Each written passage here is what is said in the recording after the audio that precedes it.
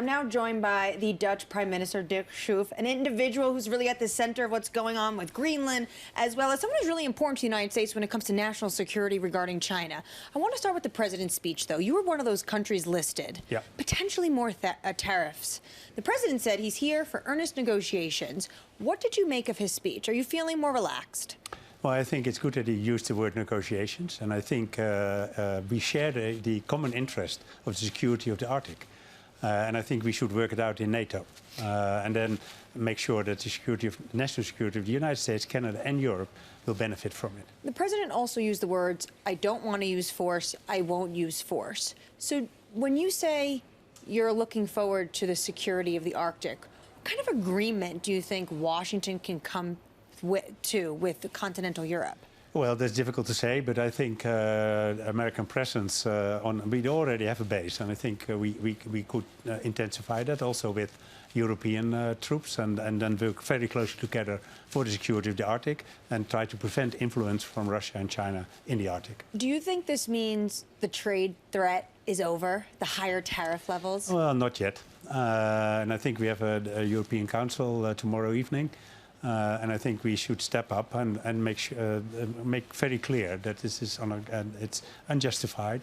It makes no sense to use trade tariffs to achieve security goals, and we have to push back. But in the meantime, and ready to act on it as a European Union. But at the same time, use the time in between for diplomatic efforts, because I think we should solve this diplomatically. How has Netherlands been involved in that diplomatic outreach to the Trump administration? Well, we are involved in the EU, and we are involved in a lot of ways. And of course, Secretary General of the NATO is also a Dutchman. Yeah, so well, we saw the leaked text. Yeah. Are you aware of that? I mean, do you feel like if you text now a U.S. official that it might become, public knowledge? Yeah, no, I don't think anybody expected that. But anyway, it happened.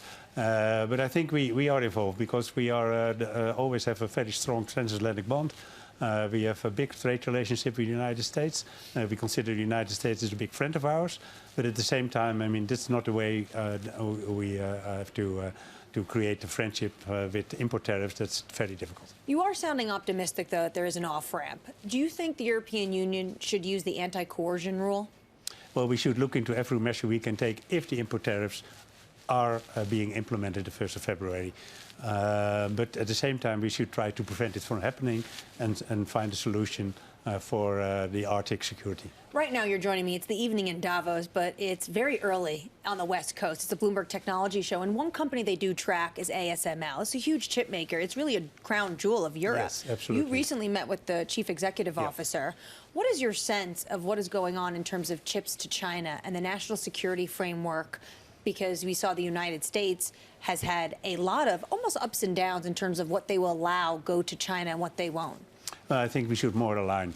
And I think that ASML is delivering a lot of machinery for China in the lower-end chips. And I think that's good business for ASML. And in that way, they can really produce the top-notch technology that we need in the West. And I think that's also important for the US. So I think ASML is a crown jewel of the Netherlands, and the whole ecosystem around ASML is very important, and we should cherish.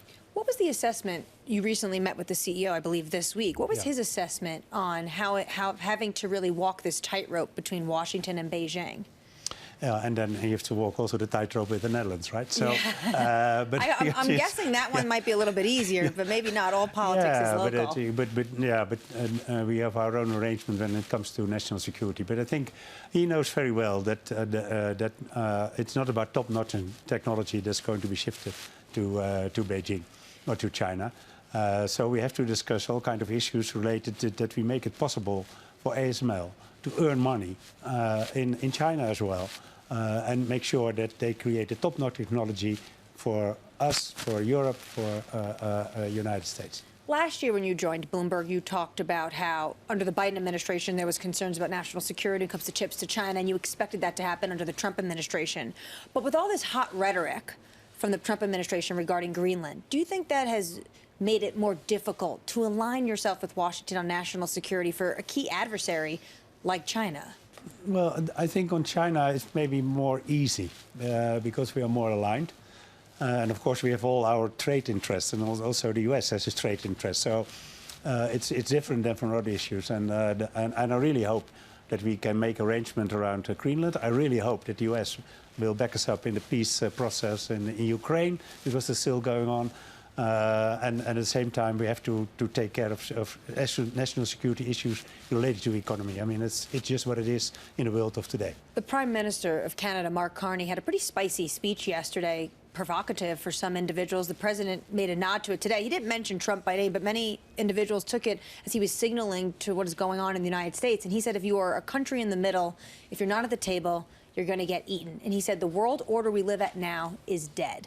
Do you agree with that assessment? Well, the world order certainly has changed. And I think it's an illusion to think it will come back to the days that I grew up.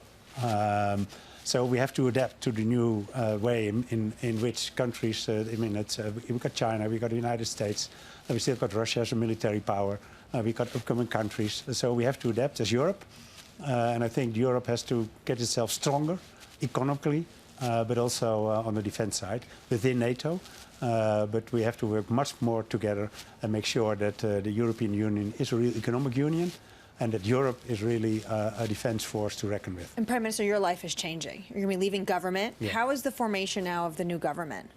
Well, it's on track. And they expect to be inaugurated at the end of February. But the negotiations are still going on. And what are your plans? Yeah, well, I'm officially already retired. Congratulations to you. Yeah. In a few days I will be 96. Do I say it correctly? Yeah. Or 69. What is it? 69. Well, anyway, yeah. You're 69. definitely very, yeah, you're much younger. 69, yes. But of course I hope to, I've worked for a very long time as a civil servant on all kind of key positions in security. So I hope to get my experience and my knowledge and to make it valuable for the people of the Netherlands. And you can come share that with us on Bloomberg TV. Oh, that's great. We yes, thank you so I'd love much to. for your time, yeah. Prime Thank Minister. You.